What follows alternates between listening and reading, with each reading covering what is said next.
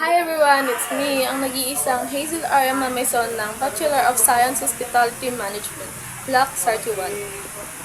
Magandang araw sa inyo ngayon ay magtatampok tayo ngayon muli ng kamangha-mangha ng creation ng arts and science na gawa ng mga tao.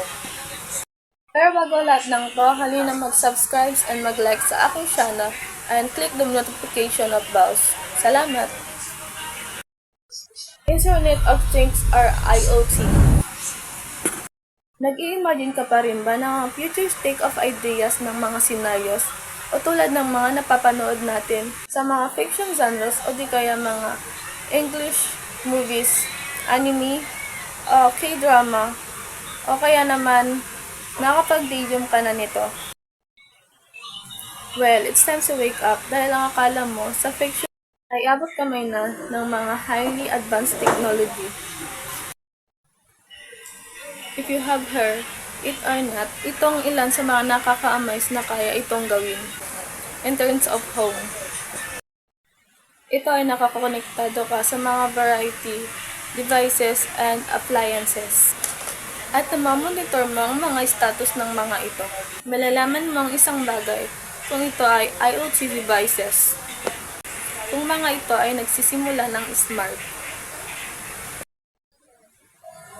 Tulad ng smartphone, smart TV, smart refrigerator, and smart aircon, at mga iba pa. Ibig sabihin nito ay kaya makipag-communicate ng mga iba't ibang devices na naaayon sa mga gusto ng mga user. Katulad ng pag-control mo sa mga lighting o sa mga bahay natin. May control ang brightness or ilaw mo sa bahay. Or ang temperature ng aircon na gamit ang smartphone mo kahit nasa malayong lugar ka pa. O diba ang galing? Wala ka bang time mag-grocery? Maaari din mag-shopping. O gumawa ng shopping list ng smart page mo para sa iyo. O di kaya magno-notify sa phone mo kung ano ang alin sa expired. O diba ang galing? Ito ang mga halimbawa ng mga home smart appliances na gumagamit ng IoT o makipag-interact sa isa't isa. Familiar ba kayo kay Jarvis at Friday? Kung ikaw ay isang fan ng Iron Man, ay isa siyang example ng virtual assistant AI technology na kung saan gumagamit din ng IoT para makipag-interact sa'yo. At the same time, magbigay ng command at ibaba ang IoT devices mo.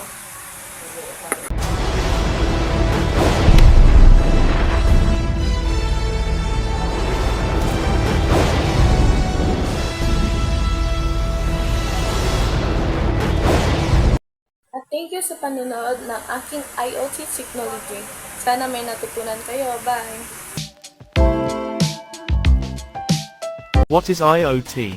The Internet of Things, IoT, refers to a network of physical devices, vehicles, appliances, and other physical objects that are embedded with sensors, software, and network connectivity, allowing them to collect and share data without human input.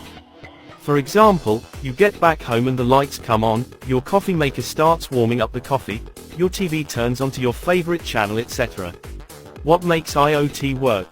IoT works by connecting devices to the internet through technologies, such as Wi-Fi, Bluetooth, and cellular networks. Technologies that make IoT possible. Sensors collect data from the physical world.